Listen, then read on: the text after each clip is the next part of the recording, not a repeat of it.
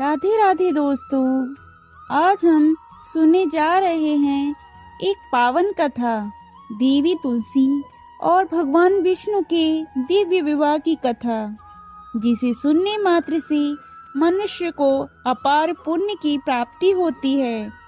आइए जानते हैं कैसे हुई इस पवित्र विवाह की शुरुआत।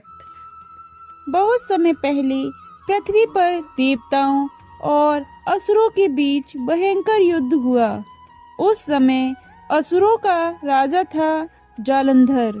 जालंधर की पत्नी थी वृंदा, जो भगवान विष्णु की परम भक्त थी। उनकी भक्ति और पवित्रता के बल से जालंधर को अजय शक्ति प्राप्त थी। जब तक वृंदा अपने पति के प्रति निष्ठावान रही, तब तक जालंधर को कोई देवता पराजित नहीं कर सका। देवताओं ने भगवान विष्णु से प्रार्थना की कि वे जालंधर का अंत करें। तब भगवान विष्णु ने जालंधर का रूप धारण कर वृंदा की परीक्षा ली। जब वृंदा को यह ज्ञात हुआ कि उनके साथ छल हुआ है, तो उन्होंने क्रोध और दुख में भगवान विष्णु को श्राप दिया। हे विष्णु, तुमने मेरे पवित्रता का अपमान किया है। अब तुम भी पत्थर के रूप में जन्म लोगे।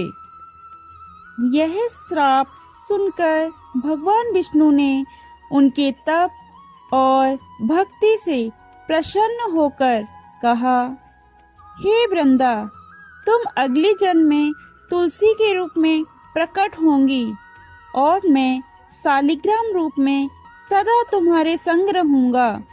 तुम्हारे बिना मेरा पूजन अधूरा रहेगा। समय बीता और वृंदा तुलसी पौधे के रूप में पृथ्वी पर जन्मी। और फिर देव उठनी एकादशी के दिन भगवान विष्णु ने शालिग्राम रूप में तुलसी से विवाह किया। तभी से इस दिन को तुलसी विवाह के रूप में मनाया जाता है। इस पवित्र दिन पर घर घर में तुलसी माता का श्रृंगार किया जाता है, मंडप सजाए जाते हैं और शालिग्राम या विष्णु जी की मूर्ति के साथ तुलसी का विवाह विधि पूर्वक कराया जाता है। माना जाता है कि इस दिन से ही देवताओं का विश्राम काल समाप्त होता है और सभी शुभ कार्यों की शुरुआत होती है, जैसी विवाह, गृह प्रवेश और संस्कार। इस प्रकार देवी तुलसी और भगवान विष्णु का यह दिव्य मिलन भक्ति और प्रेम का प्रतीक है।